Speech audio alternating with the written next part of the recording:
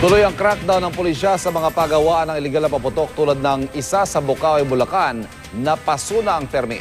Saksi si Rida Reyes. Ang ganito katinding pagsabog sa pabrika ng paputok sa Cavite na ikinasawi ng hindi bababa sa 5 katao. At ang pagsabog na ito sa paggawaan ng paputok sa Bulacan nitong Abril na ikinamatay ng 2 tao. Ang dahilan kung bakit mahalaga ang monitoring sa mga pagawaan ng paputok. Ang pabrikang ito sa Bukawi pa rin, pasuna ang lisensya at permit simula taong 2009. Hindi na siya nag-renew dahil hindi na siya papasa nga marami nang nakitang violation.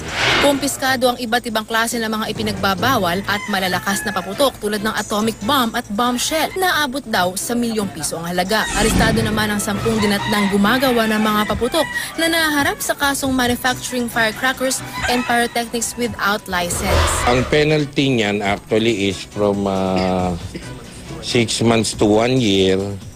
And may fine ng 20,000 to 30,000. Maging ang mga dinarayong tindahan ng paputok sa Bukawi, mahigpit ng binabantayan para di na maulit pa ang sunod-sunod na paputok na ito noong bisperas ng taong 2008 dahil lang umano sa upos ng sigarilyo. Kasunod naman ang ulat natin kahapon na itinatago lang ng mga nagtitinda sa Divisoria ang mga iligal na paputok.